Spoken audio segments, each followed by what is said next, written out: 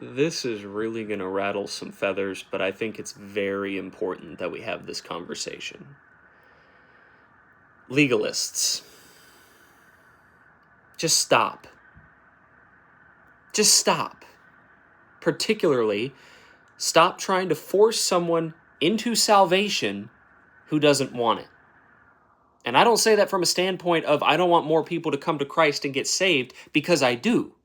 But if you are willing to invade people's lawful privacy in order to evangelize, there is something wrong with you. Especially if you're doing it and then persisting after the person has already said no. That goes directly against what Jesus says in Matthew chapter 10, verses 11 and 14. Whatever town or village you enter, search there for some worthy person and stay at their house until you leave. As you enter the home, give it your greeting.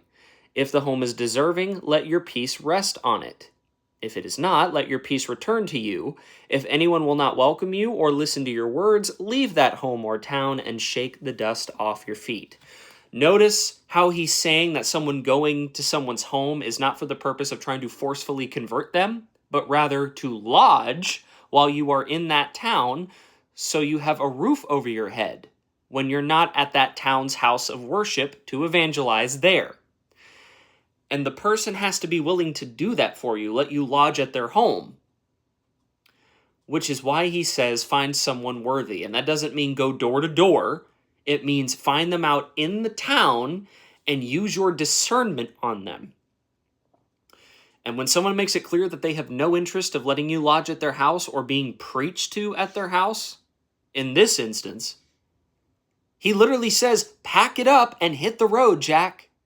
Nothing else you can do. And all of these self-proclaimed prophets and so-called evangelists don't know how to do that. They never have known how to do that. Let's look at another few verses where Paul is reiterating this. 1 Thessalonians chapter 4, verses 9 through 12. Now about your love for one another, we do not need to write to you. For you yourselves have been taught by God to love each other. And in fact, you do love all of God's family throughout Macedonia. Yet we urge you, brothers and sisters, to do so more and more, and to make it your ambition to lead a quiet life. You should mind your own business and work with your hands, just as we told you, so that your daily life may win the respect of outsiders, and so that you will not be dependent on anybody. Cold calling to strangers at their home is by definition wrongfully inserting yourself into their business uninvited. And what Paul is highlighting here is you don't bring people to Jesus by forcing it down their throats or by fear-mongering as the legalists and works-based salvationists do. You bring people to Christ by trying your best, because you won't be perfect at it, to live your faith out in front of others. Doing your best to live the way that Jesus said is best to live in order to draw the outsiders in. You would be surprised at just how interesting it is for most people who aren't believers to see a believer treating others the way they want to be treated. Respecting others' decisions even if you don't agree with them or support them. Respecting their boundaries, actually being inviting and not oppressive. If you're married, like I am, treating your spouse the way they deserve to be treated, even though you'll never do it perfectly. Trying to help others who aren't deserving of the help. Caring for your body and prioritizing your health. Going out every day and working your butt off to put food on the table for your family. Trying to apply all of the principles that Jesus taught about daily life.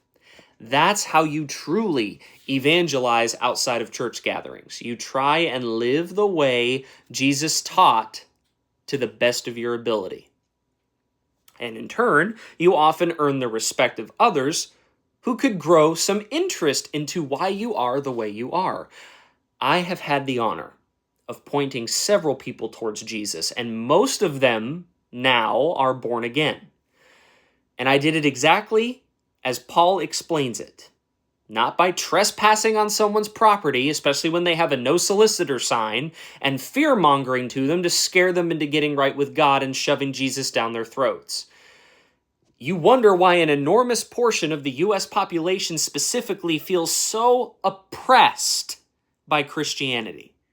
It's because many of us are walking ourselves onto people's property uninvited and flat out ignoring written warnings like a no soliciting and no trespassing sign, and then making statements that make the implication of, if you don't come to our church this Sunday or pray a sinner's prayer right here and now, God will turn his back on you forever and you'll burn in hell, you rotten sinner.